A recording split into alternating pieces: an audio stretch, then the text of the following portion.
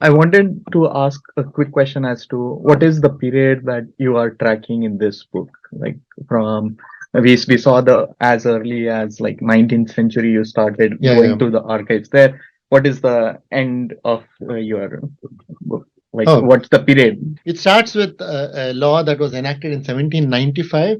It's about, this colonial administration was took a while to understand caste, this beast called caste. They were unfamiliar with it, and their attitudes. It's not one monolith. It's not that one consistent position they took all through. There were some elements who tried to exploit it to their advantage, divide and rule. Some, what my battle, what my book shows is that more than it being an instance of divide and rule policy on the part of government, it showed that we were ourselves a deeply divided house, right? In which there was one elite section that was determined to perpetuate this oppressive, discriminatory system. Now, when they came to power, I mean, it is said that it's after that Battle of Plassey, which took place in what 1757, right? So after that, in the first law I talk about is 1795, a very blatantly casteist law.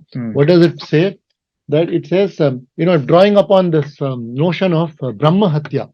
They are trying to. Sorry? Corporal punishment? Not corporal punishment. It says that there shall be no uh, death penalty for uh, Banaras Brahmins. Banaras is the place which is considered the holiest. So they begin with that. It's an appeasement measure adopted by the colonial administration to win over the elite Hindu section on their side. So they adopt this, but thankfully, after about 20 years, they scrapped that law. But it's the first instance that I saw. And you asked me, when do I come at the end? What's the last one? Well, the last one is there was this. My last two chapters, there were 18 chapters in it. The last two chapters deal with violence and impunity, which was actually the original subject of my book, right? So the last instance that I deal with is an atrocity that takes place in a place called Khairlanji in the 21st century, right? And not too long ago. So my question was going to be, let's share. There was a Supreme Court judgment on that subject. I wanted to say that it was handled so cursorily that it clearly it was an instance where they convicted the accused, all right, but then they were most reluctant to admit that there was a caste angle to it. Now here was a case of a family of Dalits being massacred, apparently over one very small issue. That what did they do? The women of that family deposed against a dominant caste member. The dominant caste was not necessarily an upper caste. He was Shudra, Kunbi Marathas, right? Now, the reaction to that from the side of dominant caste is vastly,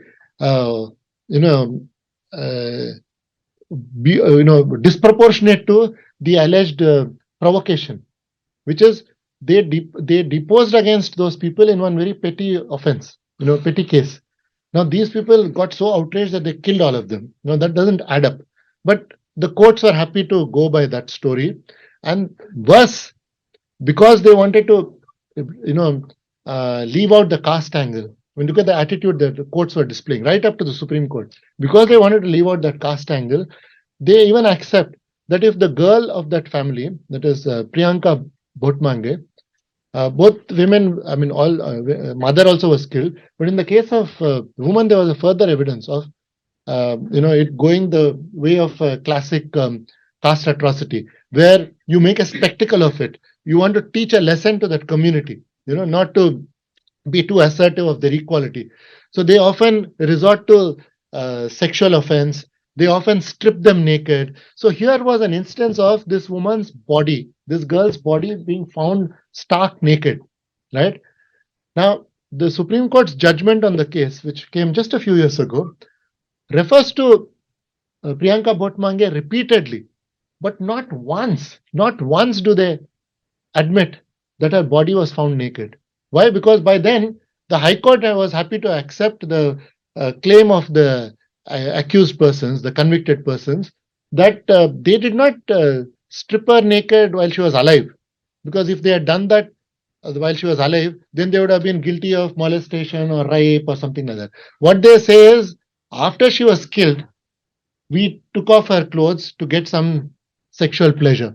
This does not fall within any of the provisions that are there in IPC, so or in Prevention of Atrocities Act. So they were happy to accept that. Now there was no corroborative evidence of that claim, but they accept it.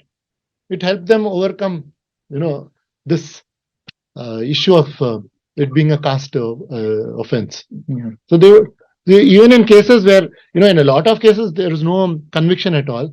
In a few cases where there is conviction, they go out of their way to deny the caste angle. That's it. Sorry, I Yeah. gave a longish answer. No, I wanted you to explain the newer examples that you might Yeah. have discussed So in the book, and this is a new example. This is the latest example. Yes, Yeah. and that makes sense, right? It shows that whatever I was describing over 2 centuries, Yeah. on the face of it, there's a lot of rhetoric than ever before, right? But underlying bias is still alive and kicking. Yeah. That's what it shows. Yeah, I like the way you use these two words, saying new discoveries, right? So what you are trying to highlight here is there are examples of these systemic caste-based prejudices in the legal framework as well going on. Yeah. And we are seeing that repetitively in today's world as well. Sure.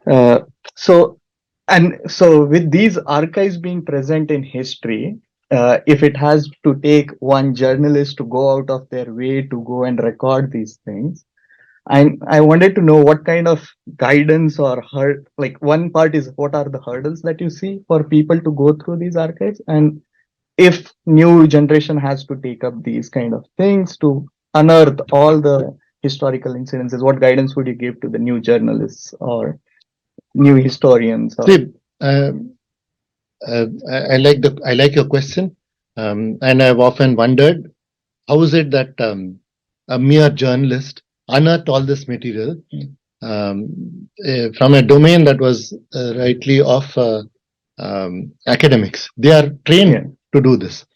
So what distinguishes me from them is not that I'm in any way more knowledgeable than them or more intelligent than them. Where I perhaps scored over them was in the very simple issue of empathy. I could feel that these are things that needed to be probed more closely. They were quite content with the rhetoric. Okay, this has happened. I mean, I came across an instance of a law professor who had the magnanimity to say that I am somebody who studies constitutional law closely, and I had no clue to this kind of opposition being put up by the Nehru government on the question of untouchability law. That this is how they were treating it. With such a shambolic attitude. Now, so these kind of things, how were they missed out? I would give another example. So many of us have probably engaged in intercaste marriage, right? We know people who have engaged in intercaste marriage, but we perhaps don't know that intercaste marriage was not too long ago completely forbidden. It was illegal, and we don't know that it took a 30-year long struggle for it to be legalized. We don't know that in the year 1918, in 2 years after Dadabhai broke the silence on untouchability, in 1916, the same body, it was none other than Vittalbhai Patel, the elder brother of Sardar Vallabhbhai Patel, who introduced a bill seeking to legalize intercaste marriage and give legitimacy to the children of intercaste marriage. Now, this was something that struck at the core of caste, because caste was all about endogamy, right? So there was again a vehement pushback, and this was just 2 years after the Dadabhai debate. So, it is no surprise, therefore, that the pushback again came from the very same leaders.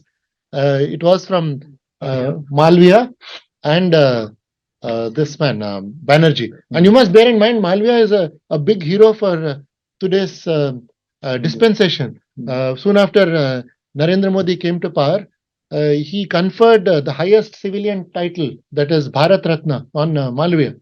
So he is of a great contemporary value. Now Malviya reacts to it as if, Hindu khatre mein hai.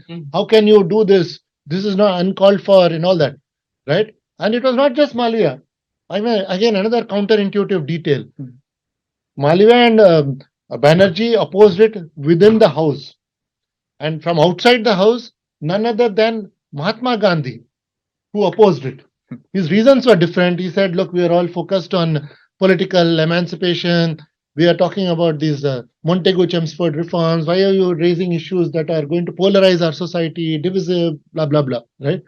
So whatever the reason is, there was all these, when you look at these caste battles through the lens of law, you realize that, people like Gandhi or even Ambedkar, they were constantly evolving. Through the 20s, Gandhi was an unabashed votary of Varna. And it was not until, say, Pune Pact resolution, Pune Pact is, signed, then he feels the need to make a reciprocal gesture to them, to Dalits, because they had given up a hard-fought right to separate electorate. Then he comes up with the need to address the issue of temple entry. So it was only in 1932-33 he begins to address the temple entry. He did not do it earlier because as a votary of Varna, he accepted that view, the Sanatani view, that this is going to be polluting the environment. And then he engages in a debate with Malviya when he takes up this cause. Malviya is a very hardcore conservative. So he tells Malviya in that debate, I capture that in the book, that I'm no less a Sanatani than you. I'm also somebody who is committed to these eternal values. That's Sanatanis are essentially the status quos, that these are practices that have come from Hori time period, so you can't change it. So those included issues of caste restrictions, caste segregations, caste prejudice, right? So these are the kind of battles that were going on. So it was finally, what started in 1918, this intercaste battle that took place in this man's time. When in 1918, when Patel raises this issue, because again there was such opposition, government says, look, it can't happen now. So there were repeated efforts made after that. Finally, in 1949, a legislator, who I'm glad to say was a Brahmin, because I'd like to point out, I'd like to stress upon the fact, a very strategic fact, that a lot of these reformers were people from upper caste, from Brahmins. They themselves found this caste system so oppressive, so untenable, that they participated in this reform process. So this man, Thakurdas Bhargava from Punjab, a member of the Constituent Assembly, says that this is a bill that has been pending since Patel's time, and it should be called Patel Reform Bill, Patel Marriage Reform Bill or whatever. And when he raises it, there was no opposition at all at that time. Why? Because none of those fears, none of those concerns that they raised about this being against Hinduism, nobody has the gumption to say so anymore. Why? Because something has changed. The colonial period had ended, so that excuse was not available to them anymore. They couldn't scapegoat the colonial period for the perpetuation of these retrograde customs. Now they were themselves in power, so they were in no position to say, okay, it's because of colonial rulers that this is going on. So the buck stops with them, right? And there was another reason. It's related to why Ambedkar, ironically, was the only one who expressed a dissenting voice on this Bhargava's bill for intercaste marriage. And Bhargava's bill went on to be enacted. And at that time, before its enactment, the only one who expressed any kind of dissent was Ambedkar. Now, why would Ambedkar have expressed dissent? He's such a reformist himself. He's so progressive. And just the previous year, he himself had an intercaste marriage. He married a Brahmin woman. So why would he oppose this? His reason was, look, I'm engaged in a larger, more comprehensive reform of Hindu law called the Hindu Code Bill. Why are you, meanwhile, coming up with this piecemeal legislation, diverting attention from this? But Bhargava responds saying something which proved to be prescient. He said, look, I don't know what the chances of your ambitious legislation are of being enacted. Let this go. This is a smaller one. Your legislation has more radical things, like what? Giving equal right to daughters in property, or allowing the provision of divorce, reducing the the sacrament of Hindu marriage to a contract, like in the case of Muslims, where on the grounds of cruelty, desertion, or whatever, you could courts could offer divorce. So those are things which the Hindu right at the time, which included people from RSS and so on, who are very upset about by then. So this is how this law came to be enacted. Intercaste marriage. Now, to cut a long story short, what I'm saying is it's a very fascinating story of how it took a 30-year struggle for intercaste marriage bill to be enacted, and why it took 30 years is a commentary, a telling commentary on our society, on our community, on our religion, on our customs, and it is something that is so important for us to know in today's India, to understand today's issues, and yet we know nothing about that history. It's not a very long time ago. It's a beautiful 30-year chunk of history completely erased from our consciousness. Why? Because it is inconvenient. We are happier focusing on the political struggle, because the villain is the colonial administration, but on this social reform struggle which predates the colonial period, which you can trace back to the days of Buddha, Nanak, Kabir, right? Basaveshwara, right? So, and it survived the colonial period, meaning political struggle ended with the granting of freedom. We started on a new, on a clean slate after that in terms of politics. We now have our own administration, democracy, republic, and so on. But as far as the social aspects are concerned, whatever the cosmetic changes might have been by way of these laws, by way of abolition, they were only cosmetic. These problems still persisted. And I just want to say one thing, which is that abolition of untouchability in 1950, far from reducing untouchability, has escalated it. How do I say that?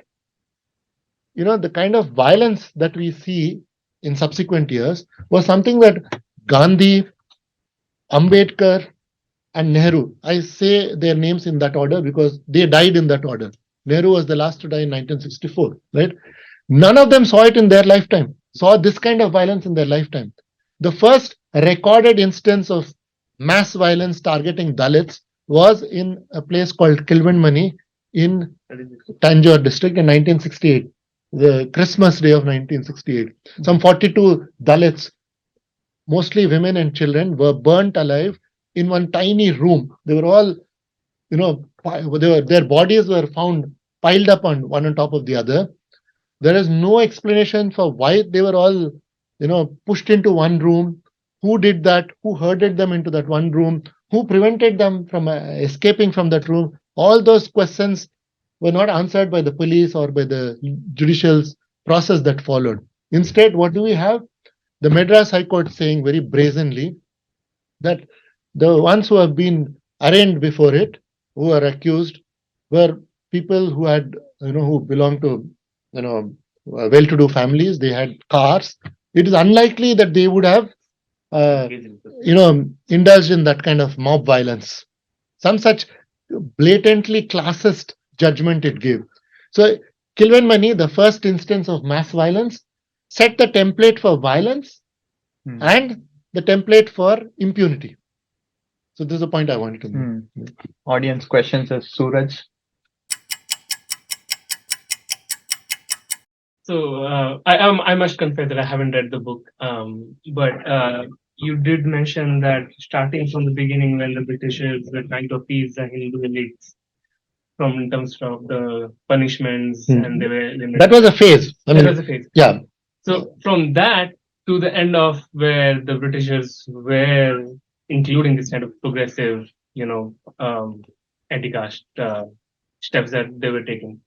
What were the events and the things that sort of changed their way they were attending this kind of Hindu problems? And the second question that I wanted to ask, I think you mentioned about why people don't approach this problem. What was your process like while writing this book? How was your journey through getting to the archives and accessing them and sort of putting them in the right contexts and fact finding and fact checking as well? Yeah. Okay. I think I missed out on that aspect. He did ask me about my methodology. See, and now again you've asked me two different questions. So okay. So I'll answer them in that order. There isn't any particular reason that can be attributed to the colonial administration, because, as I said, it is not a monolith. Different situations threw up different responses, and it also depended on who was in power. Now, this did not happen only towards the end of their rule. Very early in its tenure, in the year 1829, there was this sati abolition. Right? This was many of the social reforms that took place had a caste angle to them, because caste was an inseparable part of our society, an integral part of it. So sati was essentially a product of, was a problem of upper caste. It was something that was there among Brahmins and Kshatriyas. It was not something that you saw commonly among lower castes, right? So it was therefore opposed by the elite. When any talk of reforming this measure, of abolishing this measure was taken, it was the elite that opposed. Like child marriage as well. Child marriage at least was prevalent among lower castes also, copycat marriages. But again, on the question of child marriage, upper caste people, including a leader like Lokmanya Tilak, said that this is something that you can't interfere with. It came up in the context of age of consent. There was a child bride who died at the age of 10 or 11, Fulmani, in Bengal. So that led to this whole movement for reforming the law. And the attempt was a very modest one. From the age of consent of 10, they wanted to increase it to 12. And even that was reason enough for conservatives to be up in arms and oppose it, and said that for us Brahmins, it is absolutely important for us to have pre-puberty marriages. Why? Because preserving purity of our lineage was so important that we had to get our daughters married. We can't afford to take chance. We can't wait till they attain puberty. So before they are capable of having children, we have to get them married. This was the brazen reasoning that our leaders gave at the time. So we need to know these things. We are now mature enough as a democracy, as a republic. It's over 70 years. In Amrut Kal, we should be able to look at facts as they are, have that self-confidence. If, say, US people in the US can acknowledge that their founding leaders, most importantly, somebody like Thomas Jefferson, the author of that stirring Declaration of Independence, that he was himself a slave owner, right? Is a contradiction that I can live with, and it doesn't diminish that man's contribution or his greatness. So why can't we recognize that these are the kind of positions our leaders took? So that's why there are all these counterintuitive details which make you wonder. Okay, what is Hindu right? What is who are progressive? They keep changing. So now coming to this question of have I answered your question about when did they change? So there were these after 1857. In fact, they were forced to come up with one Victorian proclamation. You would perhaps be familiar with that, which said that that 1857 revolt was about some whether it was true or not, the perception that they were using cow fat as in their cartridges to lubricate their cartridges. So that became the cause for that whole revolt. So they said, we will henceforth be so careful to ensure that we give you no offense no offense to your religious feelings, right? So they will not interfere with your customs and so on. But even then, when Fulmani's murder, death takes place because her husband, she's a child bride, and her husband prematurely has sex with her, and that leads to her death. So then they try to raise that. They succeed in raising it, right? So these are things that they do when there is such grave Each provocation. event that Yeah. Or they take this position, like for instance, on on that intercaste marriage, something that this man Patel fights for. He collects all sorts of data. He gives examples affecting upper caste people. Women. He cites two examples. Both of them were Brahmin women. He said because of lack of legal cover for intercaste marriages, women across castes, not just lower castes, across castes are suffering. So we need to address this. So these are the kind of arguments he marshals, and he gets feedback also, which was from the government says, okay, let's have feedback from the rest of the country. The feedback also was fairly good, but then they said, but it's still the opinion is divided, so we can't go ahead with it. So the position they take is, we don't want to take chances. We won't back any reform until there was a consensus in the community concerned. So because of that, there is a prolonged delay. So the question of intercaste marriage could not be reformed, could not be addressed during the colonial period. The reason being that conservative sections among Hindus were opposing it again and again. So they said, no, we can't do anything about it till there is consensus in the community. That's how it happens. So now the methodology. Do I have time for that? Yeah. See, I'm a journalist. I didn't approach this as an expert, as an academic. So I didn't try to come up with any theory. I didn't try to come up with some conceptual framework. I went into it as a storyteller. I was looking for some light, some understanding of where. The simple question before me was, where was this structural bias coming from? The existing literature does not deal with it because they don't deal with legal aspects. Right. So I had to therefore look at the material, the records relating to legal aspects. So one thing led to another. This was not my original intent. Organically, the ambit of my book widened. And then I went to archives, I went to libraries, to look at these records. And my methodology was to keep as much as possible to the official records. Meaning, if there are any gaps, I would then look for other things like correspondence or whatever. But there are lots of very rich, whatever else the problems with the British rule might have been, and there's no, and we all know problems of colonial rule, right? They were oppressive. They did all sorts of bad things to us. But one great thing was that they were amazingly good at good at recording, at documenting. They were very meticulous at recording everything. So on the question of caste also, there's such a wealth of material available on how people were debating this and how our society was divided on this question, and how very often the conservative elements, the orthodox elements, the Sanatanis would have their way, because they would tell them, look, remember 1857, directly or indirectly, that's the threat that they issue to them. Do you remember what happened? So they would always be fearful of that. So till their concerns were allayed, so there was a lot of appeasement of during the colonial period of these elite Hindus, the Sanatani Hindus. The progressive Hindus were ignored most of the time. So that was broadly the pattern. So I looked at all this. I found this all very fascinating, unexplored area, as I said. There was a little bit of references to legal aspects, but nothing in a conscious way covering all these aspects over such a long period.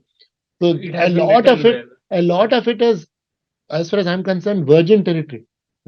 I did not know that these are aspects that were neglected or ignored for whatever reason.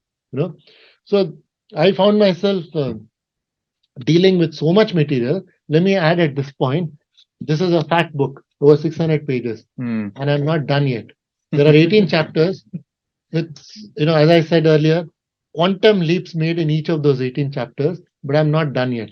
There's going to be another book, which will probably be as fat as this.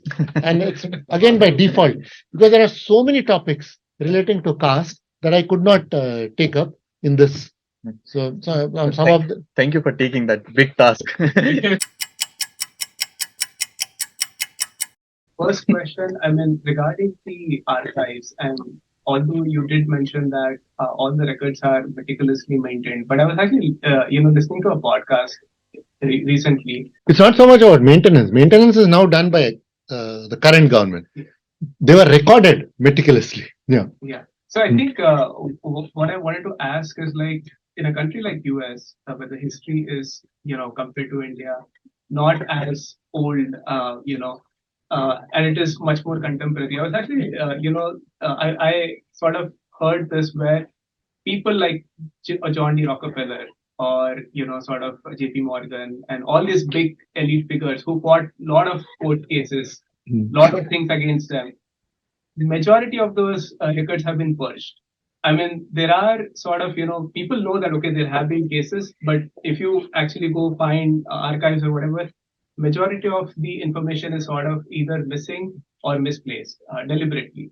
Information that is out there, do you think is really, the events that may have happened in history, right? Not trustworthy. I mean, there must be definitely trustworthy information, but I don't know, like, to what extent have they been preserved? Number one, and number two, when you were talking about like Mahatma Gandhi making an outreach and doing a reciprocal gesture by, debate addressing the question of temple entry. Yeah. I think by that time, if I recall it, Baba Sahib was already sort of transitioning from that idea of like temple entry. And you are saying this without reading my book. No, I mean, I'm just Ambedkar, saying right? because, Baba Sahib Because that did happen. Yeah, That was indeed his trajectory. Yeah. In 1930, he himself undertakes one instance of temple entry at Nasik, Kalaram temple. Then in the course of 30s, he moves away from that. Exactly. If you don't want us to come into your temples, it's your problem. And he goes on to say, you either be, what was it very famously? I mean, I'm paraphrasing it.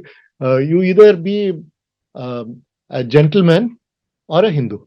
So if you don't want, equality in your place of worship, if your God is somebody who doesn't tolerate equality, if your God is somebody who gets polluted, and if your place of worship gets desecrated by somebody's presence, somebody because of his birth is going to be causing that kind of desecration.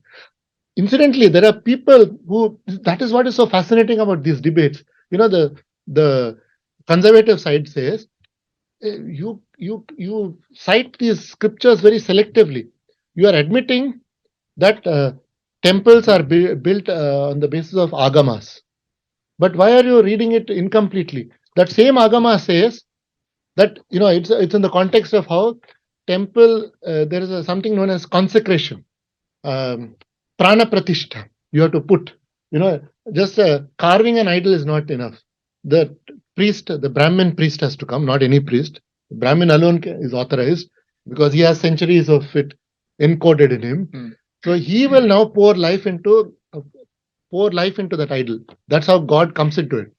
Now that same agamas make it very clear that if a Dalit comes anywhere close to that idol, then that thing gets desecrated. The life goes away. God goes away from that. That same agama says so. So there is that fascinating debate that goes on. So these are things that are so, it's a tragic comedy. So I don't know for what reason it is such a rich material for telling human interest stories. I have no idea why they were missed out. Maybe because academics are accustomed to looking at dry information. So maybe they found it too entertaining or too interesting. For whatever reason, they ignored it. So this is how it comes through. So your question was what? Your question was, okay, the first one was, you're surely being facetious. You're the danger to our archives. Let me tell you, some of them are so secure, so safe. Our parliament website also has these historical debates, meaning that the debates that took place before Parliament came into existence officially post-independence under the Constitution, right? So before that, it existed in its colonial forms by different names.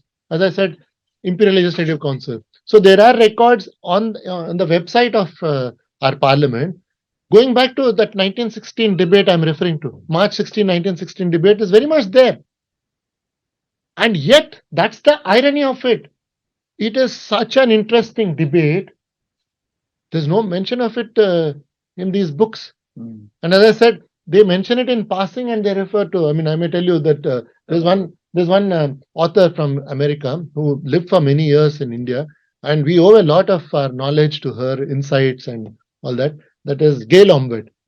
Even somebody like Gail Ombed, when she refers to Dada Boy, in one of her books, she mistakes him for Dadabhai of Nauroji. She says Dadabhai Nauroji was the one who broke silence on untouchability, or words to that effect, overlooking the irony that he was not even a member of the Legislative Council at that time. By then he had become a member of British Parliament. He had his own trajectory. So that's the kind of shoddy historical research that took place on this very important subject of caste, because they found that less important than the larger battle for freedom. So this is time for us to correct that, with this kind of meticulous research that we can do. Yeah.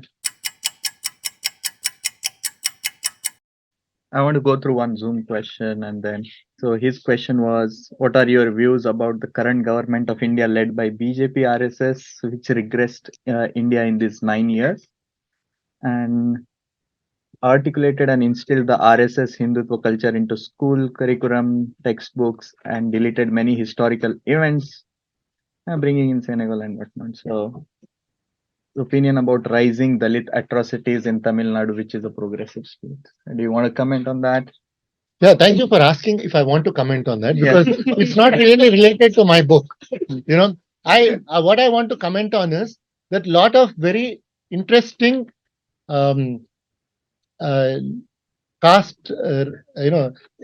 My book is about intersection of law and caste. There have been lots of interesting developments on the intersection of law and caste in the recent past. One of them being in this very state, that legislation that was attempted. The bill was passed in both houses, but then it was vetoed. Before that, I mean, Kshama Sawant pulled off that feat. I talk about pioneers like that in India who never got their due, but fortunately, Kshama's achievement we know of. She is the first one to have been instrumental in enacting a law against caste discrimination, even if it was at the level of city council, right? But a breakthrough has been made. It's something like how Veerayan made such a breakthrough, but his achievement went unrecorded, right? So Kshama Sawant and Veerayan are in a similar position in that sense. So I bring to light somebody like that. So that's one very interesting legal development related to caste. Another interesting one, not too long ago, in the state of Bihar, came this instance of enumeration of castes for the first time. Now this was first time since 1931. So that is something that suddenly foregrounded the issue of caste. Several other states also said they would do that, and it also split the political scene. So BJP is not happy with it, but they can't openly oppose it. So what they have now come up with is a third one. That's the third thing that happened just now in my home state. I'm from Hyderabad. What happened yesterday? Modi announced he came out in favor of subcategorization of scheduled castes. Now, this is an issue that has been pending for a long time. There has always been this question of fine-tuning reservations, affirmative action, to ensure that it goes to the truly needy ones, the truly deserving ones. And nobody can object to that. There were some questions like, there were certain castes that were cornering, certain tribes or castes that are cornering most of the reservations. So should they still be there? Or if they are going to be there, should we not confine them to a certain subcategory so that the more needy ones are not always in competition with them and lose out. So, in the context of scheduled tribes, such questions were raised about, say, Meenas, or such questions were raised about Banjaras. For whatever reasons, they are better off than other tribes from the mainland, right? Similarly, in Telangana and Andhra, the two main scheduled castes were Madigas and Malas. Now, Malas happen to be better off than Madigas. They have been exposed to education earlier than Madigas. So they are ahead of them. And they were found to be cornering most of the benefits, the reservation benefits. So Madigas have for a long time been fighting for subcategorization so that they are not in competition with them. It took the form of litigation. The Supreme Court said no, the state government can't do because the state of Andhra Pradesh did attempt that. So then the Telangana Assembly urged the center because the essence of the Supreme Court judgment was this is something only the Supreme Court do under the scheme of the Constitution. Only the center can do under the scheme of the Constitution, not the state government. So they were urging this center to do it. Now BJP was ignoring it till now. But when this caste enumeration challenge came, now Modi is so rattled that he now comes up with this announcement. Though if he wanted to, he could straight away say in the coming session of parliament, I'm going to have a bill for the, creating that subcategory. There's nothing coming in the way. In terms of the Supreme Court judgment, he was ready. He can go ahead, but he's not doing that. He is playing doing a bit of drama there. He's saying, I'm going to set up a committee for that. So whether he was earnest or not, the point I'm trying to make is that these legal aspects of caste have been in the fore in the recent past. It's part of the political churn that is going on. Also, you have shown how they could be misleading as well, and so absolutely to be taken at the grain of salt. So on one side you have one work of religious violence, on the other hand you have the other work, caste violence. Yeah.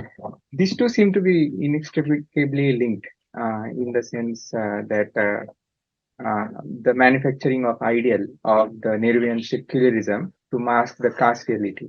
So how can you be a secular country if you don't annihilate the caste itself? So it seems to be manufactured. So do you link these two issues, and how do you kind of deal with unifying these two things? No, I don't link them, but the differences do come up. We'll take the other two questions and you can answer Sure. together. Okay. My question is about, as an insider, what is your take on the sensitivity of the national media on whenever a caste-based violence or news comes, and what is the sensitivity of the Of the national media. Mm-hmm. Yeah. Okay. Sorry, what is your question? Forecasting caste violence. Starting point. What Yeah. you are, based on the study, what you are Forecast. How do you think that it Okay. goes? So my question is about the current litigation going against Udayanidhi Stalin, Minister of Tamil Nadu. So where he said the Sanatan Dharma should be annihilated, then there was a public interest litigation filed against him. Now the court takes up that. And the High Court judge is asking Udayanidhi, where you read this Sanatana Dharma. Then when the council referred it is a 1902 Banaras University book, then the judge herself is asking that have you read this content, or do you know the content before you make such statements? So that litigation seems to be interesting on the one hand, but do you have any references of two questions? One, when such litigations are coming against caste, what is the role of judges beside the legislatives and all? How they were responding? And what about the reference of this Sanatana Dharma in the history, the caste history? Whether anybody, Gandhi and all they supported, but what is the position of the judiciary and the legislative on the whole Sanatana Dharma? I got the same question. Okay, cool. Okay. Okay. Link between Yeah, caste, yeah. media, and then forecast.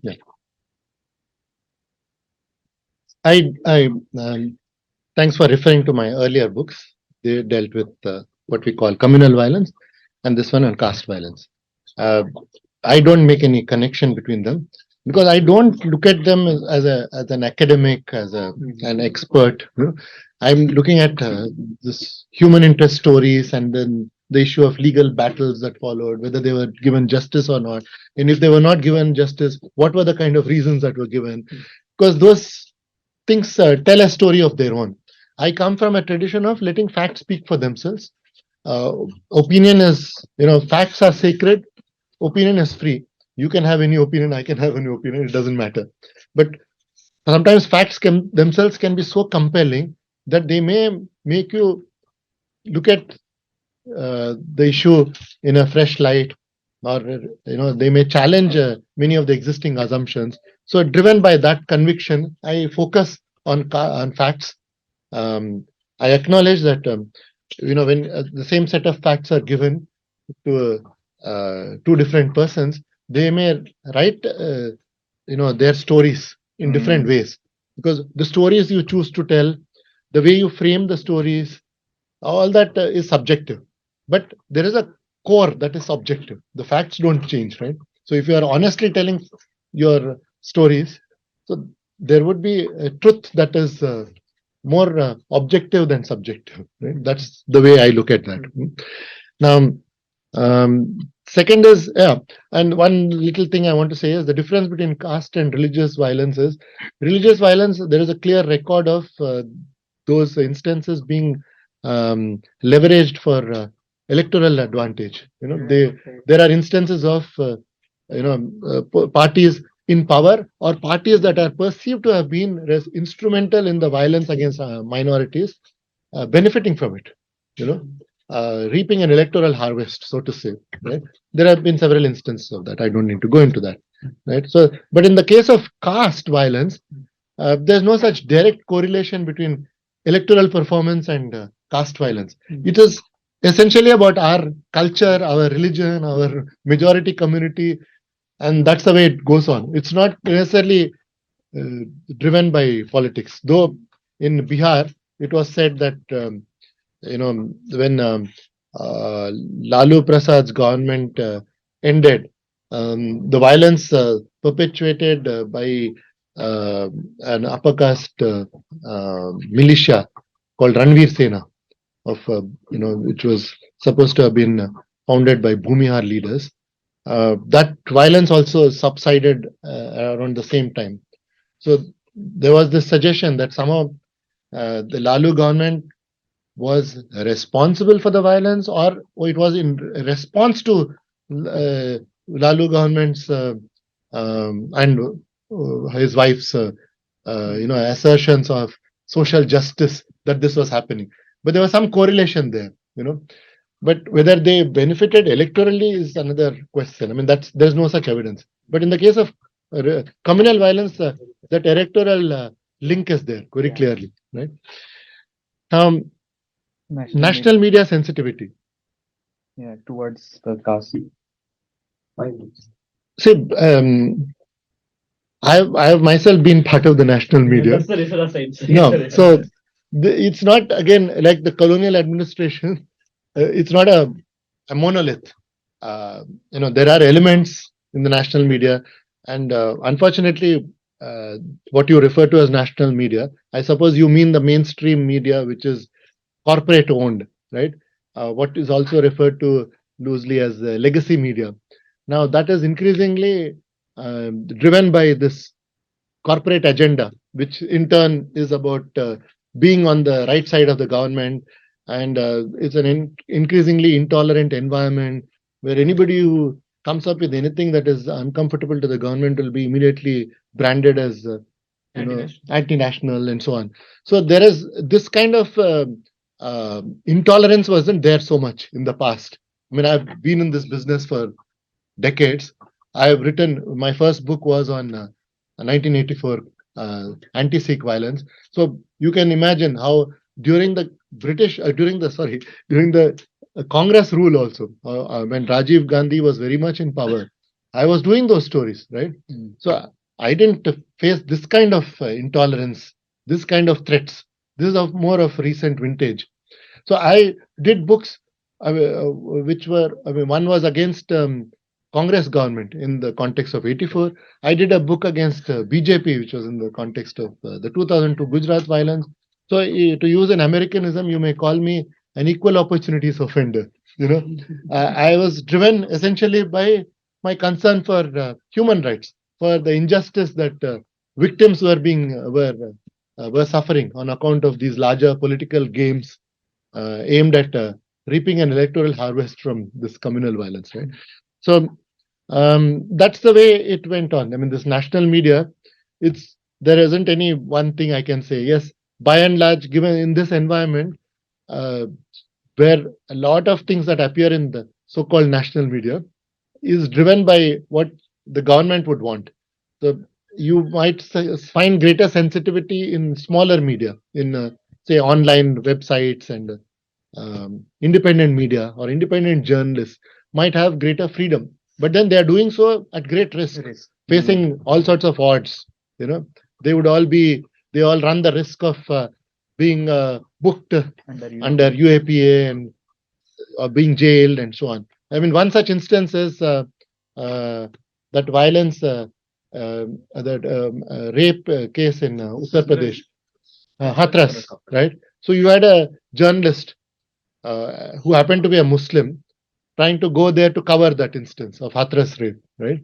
It was such a such a grave offense, and it was not unnatural for a journalist to want to do it. And you saw what consequences he faced. Even he was locked up for many months and so on, right? So this is a warning that is given to journalists at large. And I myself, quit media at a time when I found myself being forced to engage increasingly in self-censorship.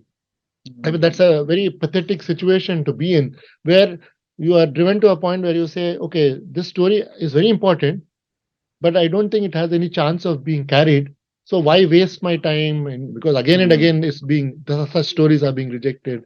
So you are talking about an environment of that nature. So I don't know. There's no proper answer to your question about sensitivity, right? Forecast for caste violence, and then yeah. No, all I want to say is, I talked about how untouchability abolition, far from reducing untouchability, has escalated untouchability. Now, there's a telling pattern parallel to that in US. After the abolition of slavery in 1860s, first through that Emancipation Proclamation and then that 13th Amendment, right? Now, there was a period, this happened in the early 1860s.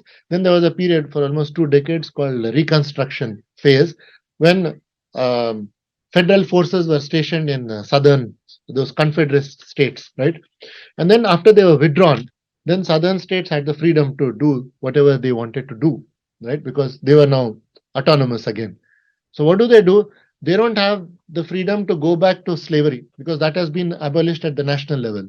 So what do? They replace slavery with segregation, Jim Crow laws, right? And it was in the context of Jim Crow laws that you saw violence targeting blacks because they were being assertive. So there was a need that these white supremacists felt to put those the blacks in their place. So there were these caste riots. What am I saying? Race riots. There were these lynchings.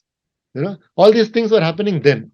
So this kind of violence you did not see when slavery was enforced, because that was a legalized form of oppressing them. So this you didn't see it. So abolition of slavery actually escalated violence in US too. So you saw something similar happening there. Under the influence of Ambedkar and because of the rights that these laws formally give. So there was that assertion on the part of Dalits, and about 2 decades later, 2 decades after independence, you see this pattern of violence taking place, and then that was followed by impunity. I mean, there's this gap between the rhetoric and reality of the rule of law. So that's a pattern you see. So do I forecast further violence?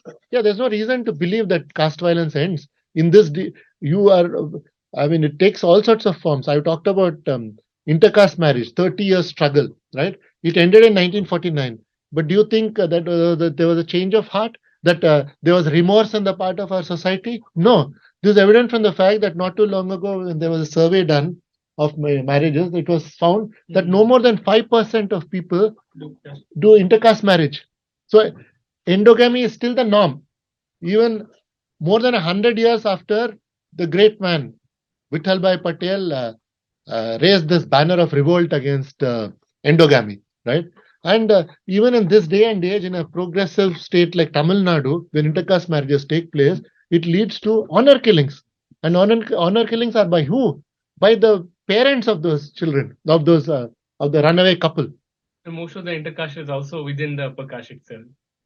Yeah, I mean, Yeah. I wanted to Yeah. say that unfortunately, sometimes when the intercaste marriage is between a Shudra caste and an Ati Shudra caste, that is a Dalit, even that leads to this kind of violence. I mean, both those castes have been at the receiving end of the Brahminical system of oppression. But today, I mean, the many of these Shudra castes are displaying the worst of the features of Brahminism. They have adopted it, and they resort to this kind of And they get violence. acquitted. And they get acquitted also. Yeah. Last question. Um, So based on the current litigation of what is happening with Udayanidhi, what Yeah, is the so- role of yeah. what should be the role of judge? I'll just add a line more to that.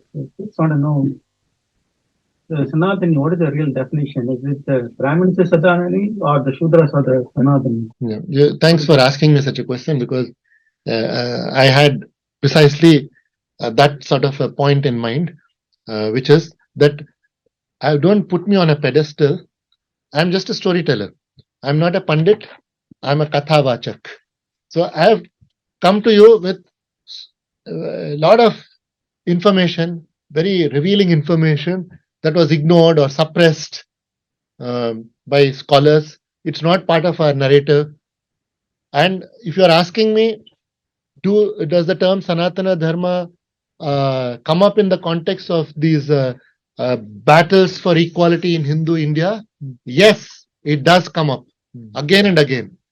Do people call themselves Sanatanis, those who are orthodox, those who are unabashedly fighting for the perpetuation of these retrograde customs? Yes, they do. Sanatana means timeless. So they say that they make no bones about the fact that they are fighting for perpetuating those old systems, those old systems of oppression, those old attitudes. They make no bones about that. So if you are asking me that is there a resonance to the claim that was made that Sanatana Dharma is also mixed up with perpetuation of caste discrimination, with perpetuation of caste prejudice? Yes, there is ample evidence of that. And I'm not saying this as a matter of opinion.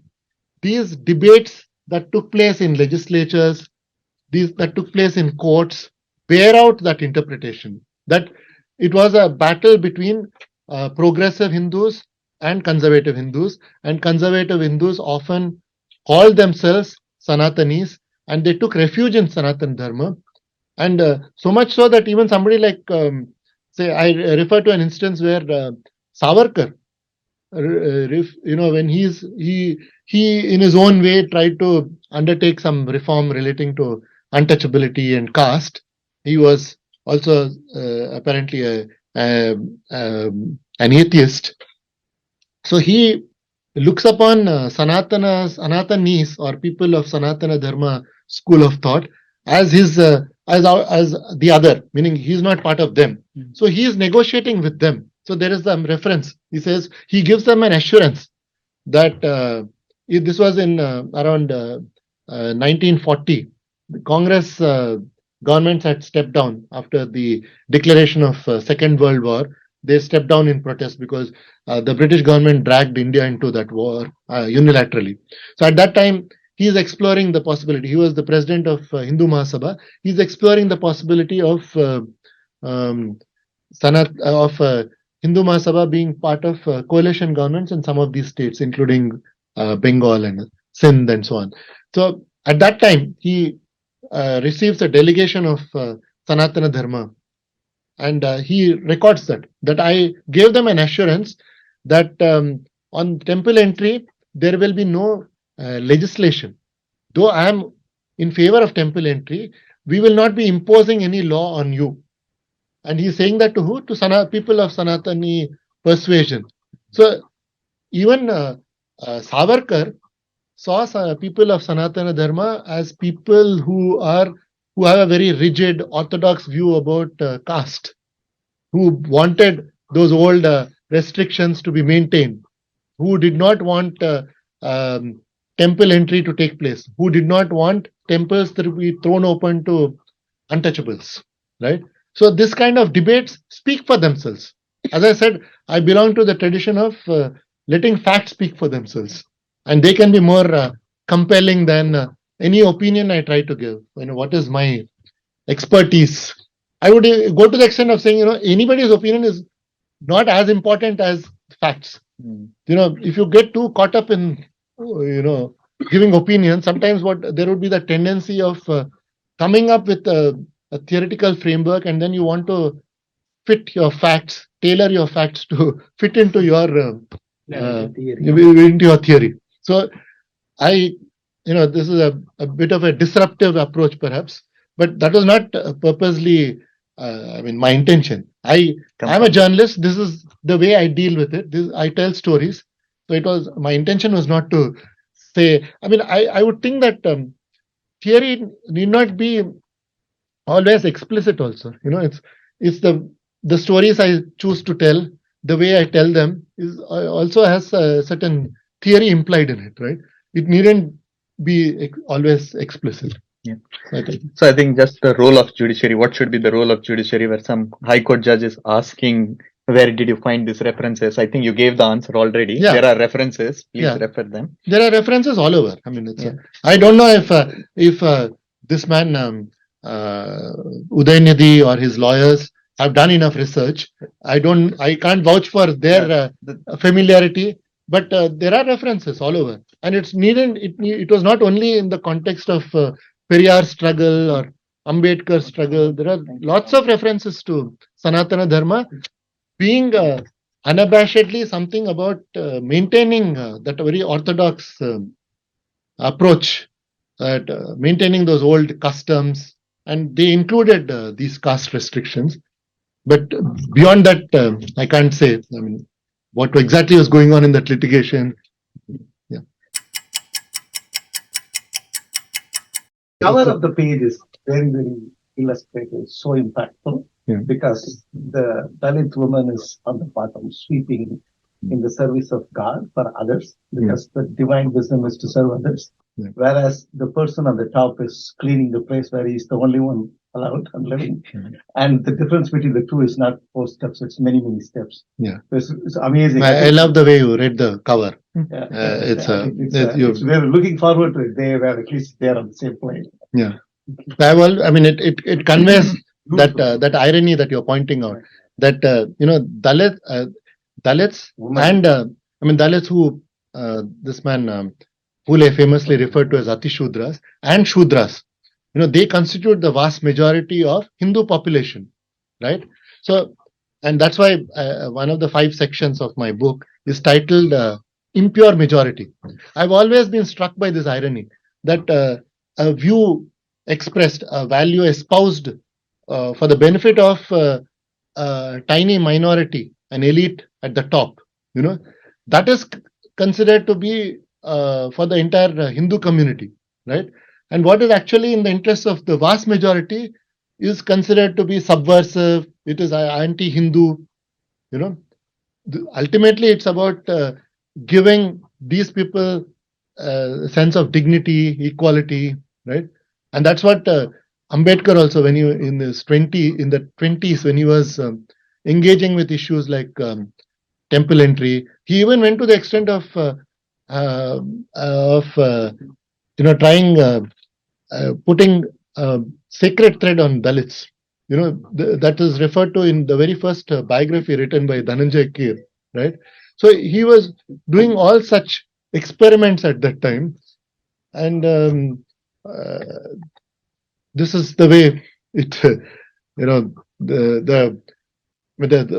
what he ultimately realized was there was a great deal of unwillingness on the part of the elite to give them a dignified place. I mean, what was driving Ambedkar during the 20s?